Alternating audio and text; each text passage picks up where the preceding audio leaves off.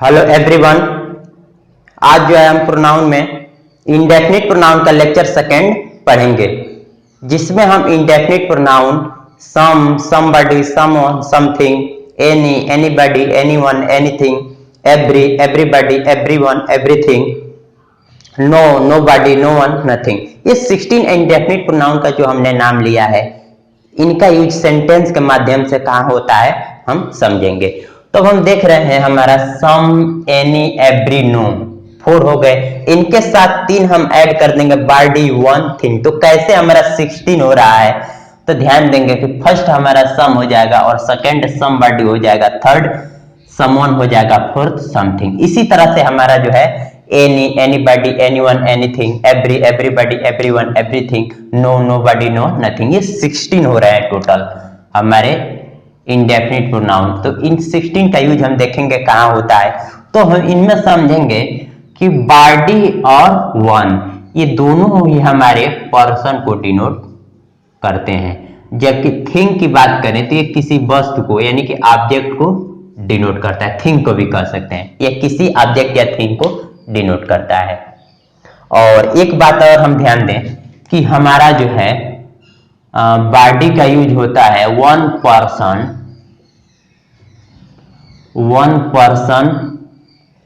In group, one person in group. जबकि अगर हम बात करें यही वन की, तो ये बन जाता है हमारा, कह सकते हैं कि one person out of group, यानी कि one person out of group.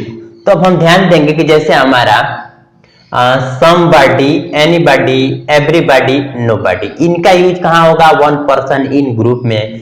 जबकि यही हो जाएगा someone, anyone, everyone, no one, इनका यूज क्या हो जाएगा, वन पर्सन ऑफ ग्रुप। तो एक कॉन्सेप्ट समझ लेते हैं कि बॉडी का यूज कहाँ करेंगे। कि जैसे एक सेंटेंस हम बोल रहे हैं कि कक्षा में किसी ने कक्षा में मेरी जो है कलम चुरा ली है। तो अब ये जो है कक्षा में ही किसी ने चुराई है, तो ये जो है हमारा ग्रुप हुआ, यानी कि ग्रुप का ही किसी ने चुराया है। लेकिन अगर हम बात करें कि बाजार में किसी ने हमारी बाइक चुरा ली, तो ये ग्रुप का आदमी नहीं होगा, तो वहां हम वन का यूज करेंगे। तो ये जो है हमने कॉन्सेप्ट समझ लिया कि वन पर्सन इन ग्रुप के लिए बॉडी और one person out of group के लिए वन, और किसी भी वस्तु के लिए हम थिंग वाला कॉन्सेप्ट यूज करेंगे। तब हम बात करें कि सम, समबडी, समवन, समथिंग, ये टोटल कितने हो रहे हैं हमारे 4, ये टोटल हमारे 4 हो रहे हैं। तो इनका यूज हमारा एफर्मेटिव और इंट्रोगेटिव सेंटेंस में होता है। कैसे, he has bought some pens. अब देख रहे हैं कि ये जो है हमारा एफर्मेटिव सेंटेंस में हुआ, तो he has bought some pens. और एक चीज हम बता दे रहे हैं, ध्यान देंगे कि सम, समबडी, समवन, समथिंग, इनका यूज हमने लिख दिया एफर्मेटिव इंट्रोगेटिव सेंटेंस में होता है। जबकि यही बात करें कि एनी, एनीबॉडी, एनीवन, एनीथिंग, इनका यूज हमारा कहाँ होता है, एफर्मेटिव, निगेटिव, इंट्रोगेटिव, तीनों सेंटेंस में होता है। जबकि एवरी की बात करें तो एवरी, एवरीबॉडी, एवरीवन, एवरीथिंग, इनका यूज एफर्मेटिव और इंट्रोगेटिव सेंटेंस में होता है। जबकि नो की बात करें तो इनका use no, nobody, no, nothing, इनका यूज हमारा एफर्मेटिव सेंटेंस में होता है। अभी हम सारी इस चीज को लिखकर समझाएंगे। तब हम देखेंगे कि he has bought some pens, तो उसने मेरी, यानी कह सकते हैं he has bought some pens, उसने कुछ कलमें खरीदी, यानी कि उसने कुछ कलमें खरीदी। तो ये जो है हमारा एफर्मेटिव सेंटेंस हुआ। अब देख रहे हैं कि have you bought some pens, क्या आपने कुछ कलमें खरीदी है, क्वेश्चन पूछा जा रहा है, इंट्रोगेटिव सेंटेंस हुआ। अब हम देख रहे हैं कि समबॉडी यूज हुआ है had to bring up the subject, यानी कि किसी को, somebody had to bring up the subject, किसी को विषय उठाना था, किसी को मुद्दा उठाना था, या किसी को जो है मैटर उठाना था। इस तरह से जो हम देख रहे हैं कि जो कह सकते हैं कि एफर्मेटिव हो गया। अब would you like somebody to see you off, क्या आप चाहेंगे कि आपको कोई विदा करे, तो ये जो है हमारा इंट्रोगेटिव सेंटेंस में हुआ। अब someone wants you on the phone, आपको फोन पर कोई चाहता है। तो ये देख रहे हैं कि हमारा एफर्मेटिव कह सकते हैं। Does someone know the answer, क्या किसी को इसका उत्तर पता है? तो अब हम देख रहे हैं कि समवन का यूज कैसे हुआ, इंट्रोगेटिव सेंटेंस में हुआ। He was searching for something to eat, यानी कि he was searching for something to eat, वह खाने के लिए कुछ ढूंढ रहा था। ये देख रहे हैं कि हमारा कैसे हुआ, एफर्मेटिव में हुआ। अब देख रहे हैं कि वुड यू लाइक समथिंग साथ, वुड यू लाइक, क्या आपको कुछ चटनी पसंद है? तो अब हम देख रहे हैं कि क्वेश्चन पूछा जा रहा है, तो ये हमारा इंट्रोगेटिव सेंटेंस हुआ और ये समथिंग हुआ। तो यही हमने देखा कि सम, समबडी, समवन, समथिंग, इन चारों का यूज एफर्मेटिव और इंट्रोगेटिव सेंटेंस में कैसे हो रहा है। तो ये जो है हमने समझ लिया। अब हम आगे देखते हैं कि एनी पर रूल देख रहे हैं कि एनी, एनीबॉडी, एनीवन, एनीथिंग, इन चारों का यूज हमारा एफर्मेटिव, निगेटिव और इंट्रोगेटिव सेंटेंस में होता है। कैसे? You can choose any present, any का यूज, दैट यू लाइक, आप अपनी पसंद का कोई उपहार चुन सकते हैं, ये हमारा एफर्मेटिव हो गया। I don't want any cake, मैं कोई केक नहीं चाहता हूं। तो अब यहां देख रहे हैं कि निगेटिव हो गया। Did you bring any bread, यानी कि आप कोई ब्रेड लाए हैं, क्या आप कोई ब्रेड लाए हैं? Have you bought any pen, क्या आपने कोई कलमें खरीदी है? तब हम देख रहे हैं कि ये कैसे हुआ हमारा इंट्रोगेटिव। अब यहां देख रहे हैं कि you may invite anybody, you want to your birthday party, यानी कि आप जो है इनवाइट कर सकते हैं, you want to your birthday, आप अपने बर्थडे पार्टी में किसी को इनवाइट कर सकते हैं। तो अब हम देख रहे हैं कि ये कैसे हो रहा है, हमारा एफर्मेटिव हो गया। अब देख रहे हैं कि I didn't know anybody at the party, मैं पार्टी में किसी को नहीं जानता। तो अब यहाँ देख रहे हैं कि ये निगेटिव हो गया। तो अब हम ध्यान देंगे कि यहाँ भी हमने एनी का यूज कर लिया है, यहाँ भी हमने एनी का, और यहाँ हमने एनीबॉडी, यहाँ हमने एनीबॉडी, एफर्मेटिव, निगेटिव और इंट्रोगेटिव। इज एनीबॉडी, ये इंट्रोगेटिव। लिसनिंग टू मी, क्या मेरी बात, क्या कोई मुझे सुन रहा है? अब देख रहे हैं कि ये हमारा इंट्रोगेटिव सेंटेंस हो गया। अब देख रहे हैं कि anyone as bright and curious, अब देख रहे हैं कि anyone as bright and curious as you would have to explore that attic. तो अब हम यही ध्यान देंगे कि अब हम देख रहे हैं कि anyone as bright and curious as you would have to explore that attic, ये देख रहे हैं कि हमारा एफर्मेटिव सेंटेंस में हो गया। अब देख रहे हैं कि I can't find anyone to come with me, तो अब देख रहे हैं कि एनीवन, ये कैसे हो गया हमारा निगेटिव सेंटेंस में हो गया। अब देख रहे हैं कि has anyone got a dictionary, ये देख रहे हैं हमारा कैसा हो गया, इंट्रोगेटिव सेंटेंस में हो गया। तो हमने यही कहा कि एनी, एनीबॉडी, एनीवन, एनीथिंग, इनका यूज एफर्मेटिव, निगेटिव और इंट्रोगेटिव सेंटेंस में होता है। तो इनमें बचा हुआ और हम सेंटेंस देखते हैं। They can choose anything from the menu, अब हम देख रहे हैं कि एनीथिंग का यूज हमारा जो है देख रहे हैं कि एफर्मेटिव सेंटेंस में हुआ है। I don't know anything about it, अब देख रहे हैं कि ये निगेटिव सेंटेंस में यूज हुआ है। Can I do anything to help, ये जो है हमारा जो है इंट्रोगेटिव सेंटेंस में होगा। तो ये जो है आप चाहें तो गूगल के माध्यम से हिंदी इसका ढूंढ सकते हैं सभी सेंटेंस का। अब हम देख रहे हैं कि एक रूल की एवरी, एवरीबॉडी, एवरीवन, एवरीथिंग, इन चारों का यूज हमारा एफर्मेटिव और इंट्रोगेटिव सेंटेंस में होता है। कैसे? देख रहे हैं कि every day there is much work to be done, अभी देख रहे हैं कि एफर्मेटिव सेंटेंस में हुआ। और हम जानते हैं कि ईच, एवरी, आइदर और नाइदर, ये चारों जो है हमारा सदैव सिंगुलर होते हैं और इनके साथ सिंगुलर वर्ब यूज होता है। तो हम देख रहे हैं कि every day there is much work to be done, ये एफर्मेटिव सेंटेंस हुआ। Does he study English every day, अब देख रहे हैं कि ये हमारा इंट्रोगेटिव सेंटेंस हुआ।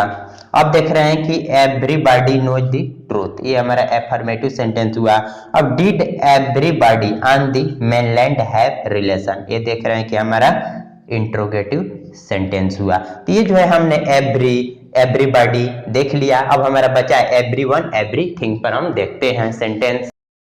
Everyone has the right to freedom of expression, यानी कि everyone has the right to freedom of expression. अब ये देख रहे हैं कि हमारा एफर्मेटिव हो गया। हैज एवरीवन गॉट देयर कोस्ट, अब देख रहे हैं कि ये कैसे यूज हुआ है, इंट्रोगेटिव यूज हुआ है। अब एवरीथिंग इज फाइन, ये देख रहे हैं कि एफर्मेटिव यूज हुआ है। इज एवरीथिंग ओके, ये देख रहे हैं कि हमारा इंट्रोगेटिव यूज हुआ है। तो ये जो है हमने देख लिया कि सम, एनी, एवरी पर हमने देख लिया। अब हमारा नो बचा हुआ है, no, nobody, no one, nothing. इन पर हम सेंटेंस देखते हैं। रूल देखेंगे कि हमारा जो है no, nobody, no one, nothing, इन चारों का यूज हम निगेटिव सेंटेंस में नहीं करते हैं, एफर्मेटिव सेंटेंस में हम कर लेते हैं। अब हम देख रहे हैं कि no, nobody, no one, nothing, इन चारों का यूज हम एफर्मेटिव सेंटेंस में, जैसे हम देखते हैं कि that made no sense, nobody could answer this question, no one warned us about the incoming store, nothing seems to grow in the soil. यानी कि जो है हमने जो है 16 का जो है 16 हमारे इंडेफिनिट प्रोनाउन बताया और उनका जो है सेंटेंस में हम यूज देख लिए। अब हम नोट देखते हैं। नोट 1 में देखते हैं कि कुछ हम इंडेफिनिट प्रोनाउन लेते हैं, जैसे एक ले लेते हैं समथिंग।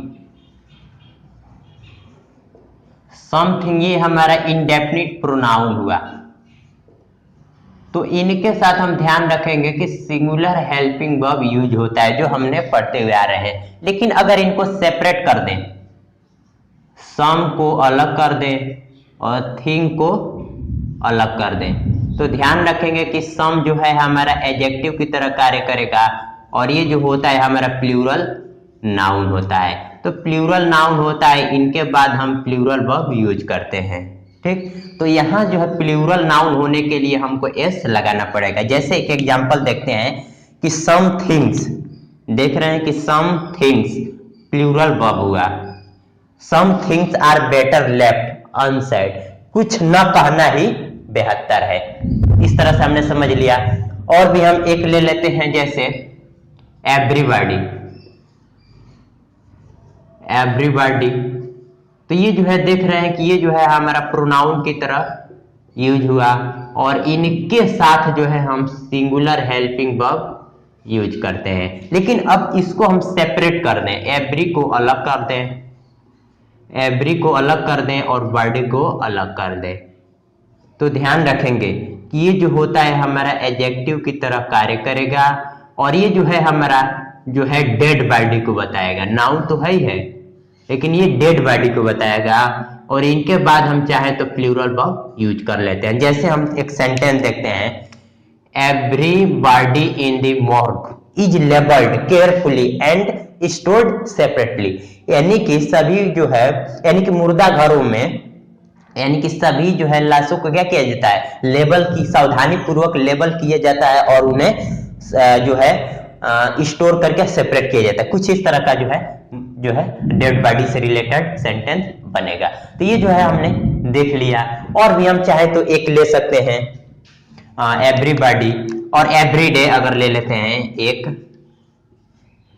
एवरी डे, तो ये जो है हम ध्यान रखेंगे कि इनके बाद जो है हमारा नाउन का यूज होगा और इनके बाद हमारा सिंगुलर हेल्पिंग वर्ब यूज होगा।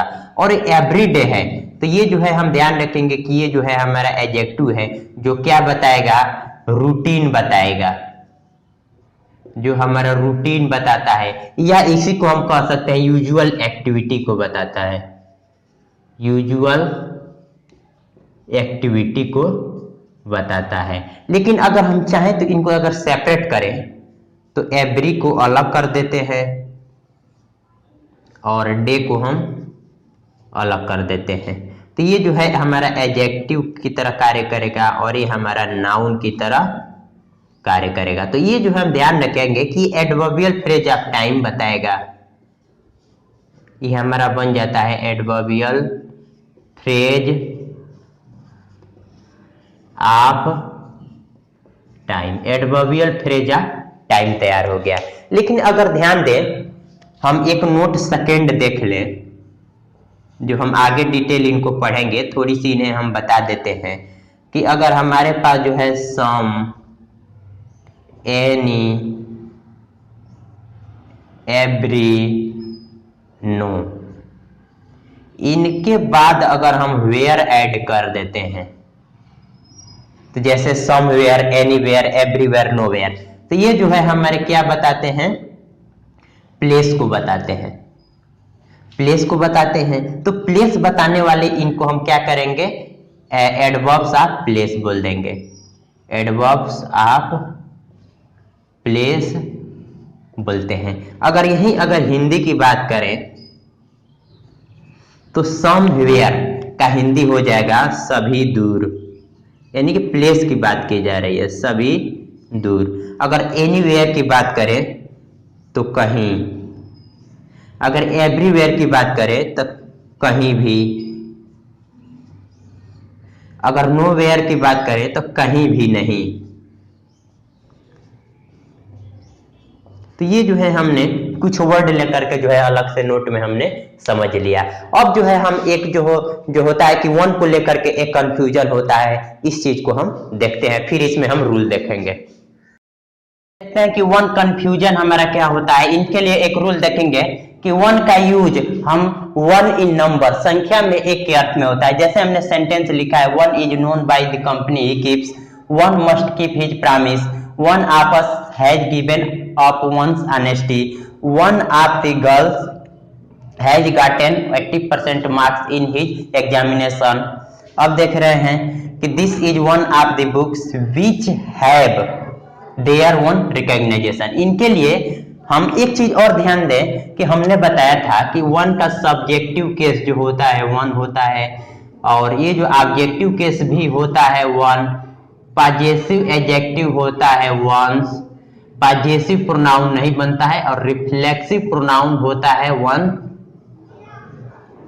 सेल्फ। हमने बताया था कि subjective case one, objective case one, possessive adjective ones, possessive pronoun नहीं बनता है, और रिफ्लेक्सिव प्रोनाउन वन सेल्फ होता है। और इनके लिए हम ट्रिक देखें कि जनरल सेंस में हमारे साथ क्या होता है कि जनरल सेंस में वन के बाद सिंगुलर हेल्पिंग वर्ब आता है, और इनके बाद हम वन का यूज करते हैं।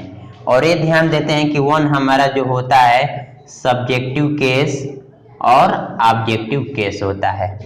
और अब यही हम अगर ध्यान दें वंस की, तो ये जो जानते हैं कि ये जो है हमारा नाउन के पहले यूज होता है। तो नाउन के पहले यूज होता है, तो ये हमने कैसा बताया, पॉजेसिव एडजेक्टिव है।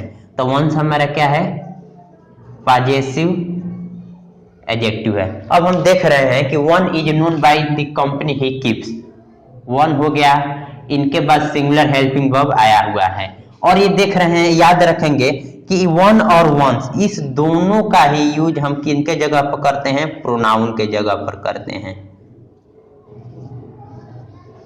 इन दोनों का यूज, वन और वंस का यूज हम प्रोनाउन के जगह पर करते हैं। तो अब यहां देख रहे हैं इनके लिए प्रोनाउन आया ही, और देख रहे हैं कि वन, उसके बाद मस्ट, अब यहां प्रोनाउन आया हीज। तो इनके लिए ध्यान देंगे कि ये जो है अब हम देख रहे हैं कि प्रॉमिस हमारा कैसा हुआ, नाउन हुआ, प्रॉमिस हमारा नाउन हुआ। नाउन के पहले हमारा कैसा आना चाहिए, पॉजेसिव एडजेक्टिव आना चाहिए। तो इसको हटा करके हम वंस को रखेंगे। अब देख रहे हैं कि यहां पर देख रहे हैं कि ये जो है हमारा कैसा हुआ, वर्ब आया। तो अब इनके लिए हम सब्जेक्टिव केस किनका यूज करेंगे, वन का। तो यही हमने कहा कि वन का use subjective case objective case में दोनों होता है वन वन, और पॉजेसिव एडजेक्टिव जो होता है नाउन के पहले यूज होता है। तो देख रहे हैं कि नाउन के पहले पॉजेसिव एडजेक्टिव हमने यूज कर लिया, और ये दोनों ही प्रोनाउन के जगह पर यूज हुए हैं। देख रहे हैं यहाँ प्रोनाउन है, यहाँ इन दोनों के जगह पर हमने यूज कर लिया। अब देख रहे हैं एक, अब ये ध्यान देंगे कि ये दोनों के दोनों हमारे जो सेंटेंस हैं, ये हमने बता दिया कि ये जो है जनरल सेंस में होगा। अब स्पेसिफिक सेंस की बात करें,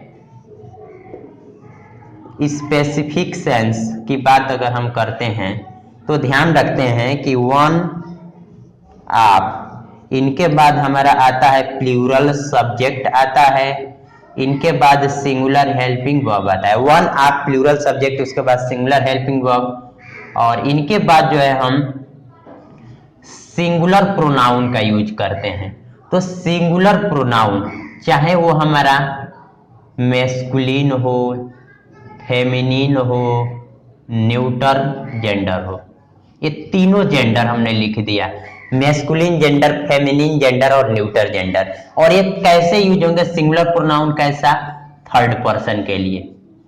तो थर्ड पर्सन हमने लिख दिया, थर्ड पर्सन का आवश्यकता अनुसार सिंगुलर प्रोनाउन मैस्कुलिन, फेमिनिन और न्यूटर जेंडर का यूज कर लेंगे।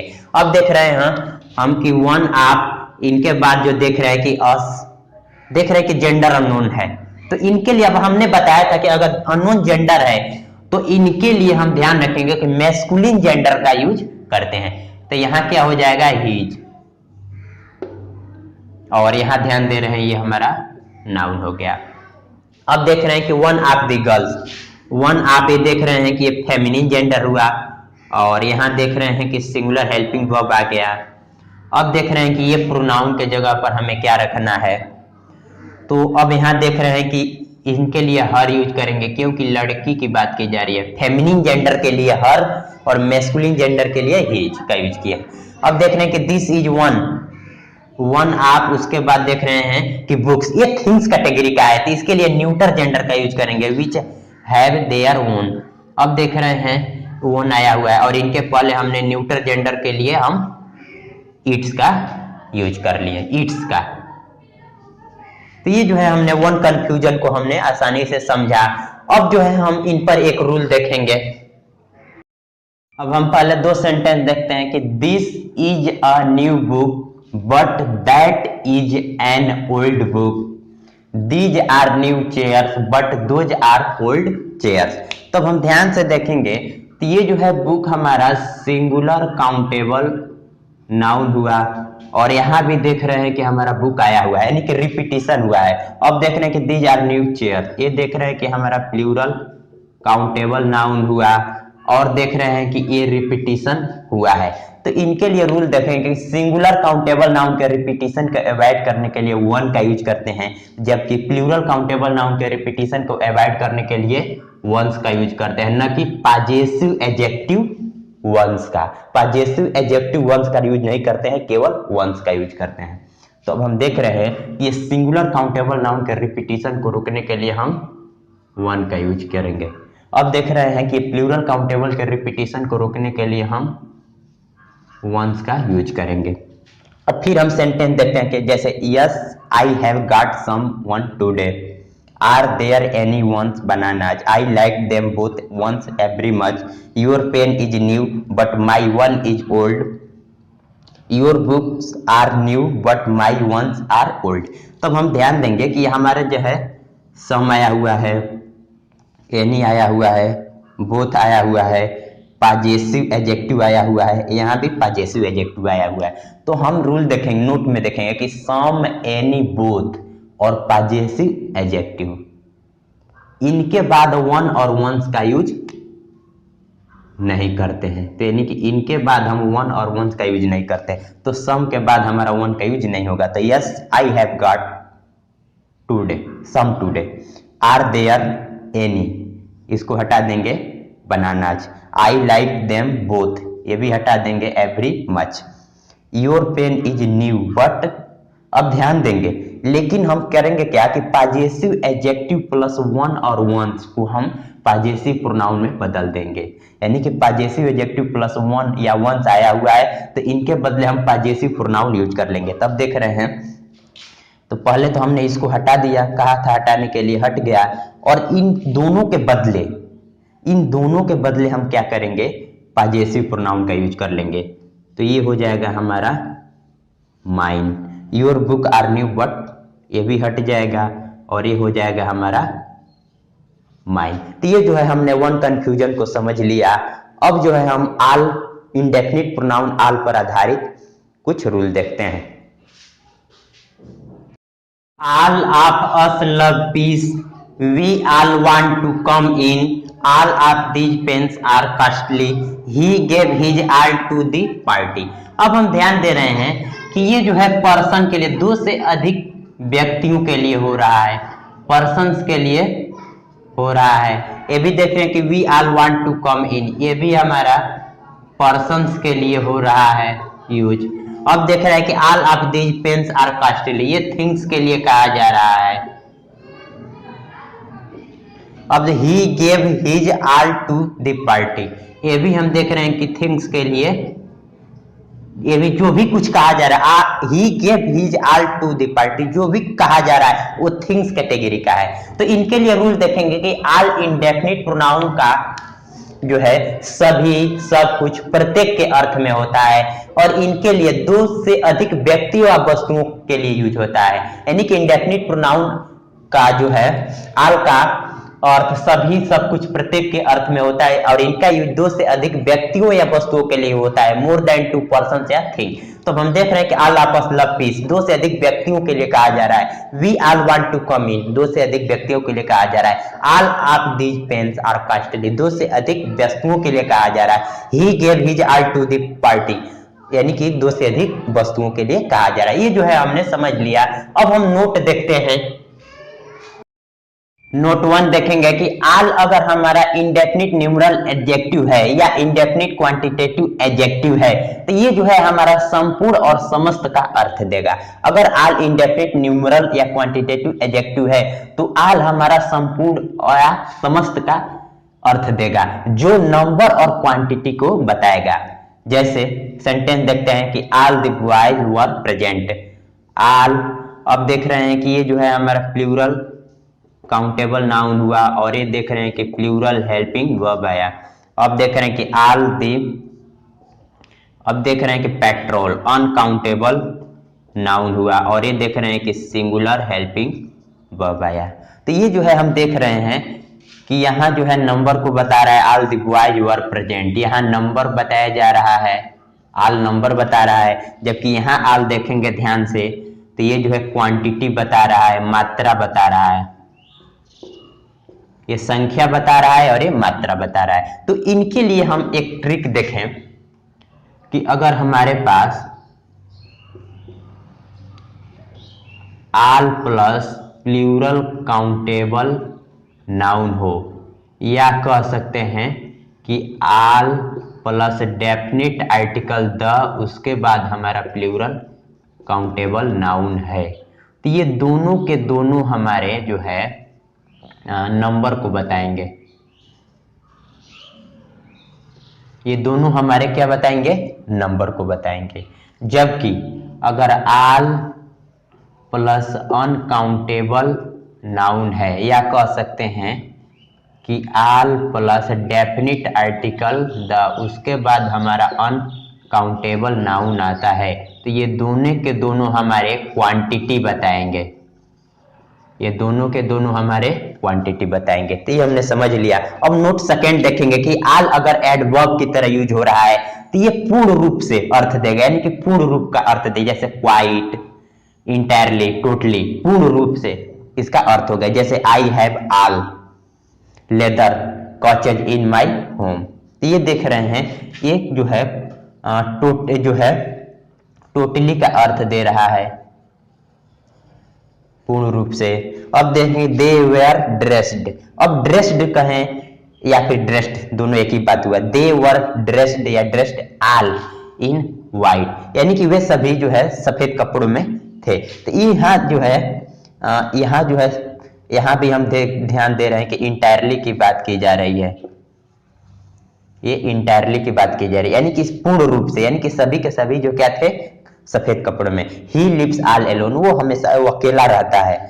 तो यहाँ जो देख रहे हैं कि यहाँ भी क्या बताया जा रहा है, क्वाइट बताया जा रहा है कि वो अकेले ही क्या है, काफी है, क्वाइट बताया जा रहा है। अब देख रहे हैं द काफी went all over my skirt, अब यहाँ भी हम देख रहे हैं कि जो है हमारा ऑल ओवर माई स्कर्ट, तो ये जो है हम ध्यान देंगे तो ये जो है हमारा इंटायरली बता रहा है, इंटायरली बता रही है, यानी कि सबका जो है अर्थ क्या निकलेगा, पूर्ण रूप से। तो ये जो है हमने समझ लिया। अब जो है एक चीज और समझ लें एडवर्ब के बारे में कि जो है हमारा एडवर्ब जो होता है ये मॉडिफाई करता है किसको, किसी वर्ब को मॉडिफाई करेगा, किसी एडजेक्टिव को मॉडिफाई करेगा। यानी कि एडवर्ब जो होता है किसी वर्ब को मॉडिफाई करे या किसी एडजेक्टिव को मॉडिफाई करे, यह कह सकते हैं कोई अदर एडवर्ब को मॉडिफाई करता है। यानी कि एडवर्ब जो होता है किसी वर्ब को मॉडिफाई करता है या किसी एडजेक्टिव को मॉडिफाई करता है या अदर एडवर्ब को, यानी कि एडवर्ब ही एडवर्ब को किसी दूसरे एडवर्ब को मॉडिफाई करता है। तो ये जो है हमने समझ लिया। अब जो है हम आगे नोट थर्ड देखते हैं। नोट थर्ड देखेंगे कि इंडेफिनिट प्रोनाउन आल, अगर इंडेफिनिट प्रोनाउन आल प्लूरल काउंटेबल नाउन की तरह यूज हो रहा है तो इनके बाद प्लूरल हेल्पिंग वर्ब, अगर अनकाउंटेबल नाउन की तरह यूज हो रहा है तो इनके बाद सिंगुलर हेल्पिंग वर्ब यूज करते हैं। जैसे देख रहे हैं कि आल, इनके बाद देख रहे हैं कि सिंगुलर हेल्पिंग वर्ब। तो ये जो है आल जो है अनकाउंटेबल नाउन हुआ। तो अनकाउंटेबल नाउन कैसा सेंस दे रहा है, हेल्थ का। जैसे आल इज वेल, यानी कि पता चला कि ये जो क्या है हेल्थ के बारे में कहा जा रहा है। अब देख रहे हैं कि ये जो है हमारा प्लूरल हेल्पिंग वर्ब हुआ। तो अब प्लूरल हेल्पिंग वर्ब हुआ तो ये जो है प्लूरल काउंटेबल नाउन, तो कैसा होना चाहिए, मेंबर्स की बात की जा रही है। हमें पता चला कि इससे मेंबर्स की बात की जा रही है, मेंबर्स को लिए कहा जा रहा है। अब देख रहे हैं कि आल इज, तो ये पता चला वेल दैट इज वेल। तो अब देख रहे हैं कि सिंगुलर हेल्पिंग वर्ब, तो सिंगुलर हेल्पिंग अनकाउंटेबल नाउन, तो कैसा यहाँ सेंस यानी वर्क के बारे में कहा जा रहा है। अब देख रहे हैं कि आल, उसके बाद प्लूरल हेल्पिंग वर्ब। तो अब यहाँ देख रहे हैं कि एक जो है हमारा प्लूरल काउंटेबल नाउन, तो all are welcome in the fest, यानी कि हमें पता चला कि गेस्ट की बात की जा रही है, गेस्ट मेहमानों की बात की जा रही है। अब देख रहे हैं कि all have been plural helping verb. तो अब ये पता चला हमें कि ये जो है किस तरह की बात की जा रही है। तो ये जो है आल कैसा है, यानी कि all have been informed about the programme, यानी कि रिलेटिव की बात की जा रही है। यहां पर रिलेटिव की बात की जा रही है। तो ये जो है singular helping verb, plural helping verb से हम पता कर ले रहे हैं। अब नोट फोर्थ में देखेंगे कि आल का यूज हमारा कुछ फ्रेजेज में होता है और उनका अर्थ, जैसे आफ्टर आल आखिरकार, ऑल राइट या कह सकते हैं ऑल राइट बिल्कुल ठीक। अब देख रहे हैं कि ऑल द सेम एक समान या एक सा, ऑल एलोन बिल्कुल अकेला, ऑल एलॉन्ग पूरे रास्ते, नॉट एट ऑल बिल्कुल भी नहीं, फार ऑल सभी के वास्ते, वंस फार ऑल या फार एवर दोनों का अर्थ क्या हो जाएगा हमेशा के लिए, ऑल इन ऑल सब कुछ, ऑल ओवर सब जगह। तो ये जो है हमने इंडेफिनिट प्रोनाउन का आज जो है लेक्चर यहीं रोकते हैं, फिर हम नेक्स्ट लेक्चर में इसको इंडेफिनिट प्रोनाउन को जो है हम कंटिन्यू करेंगे। तो I hope you must have like this video.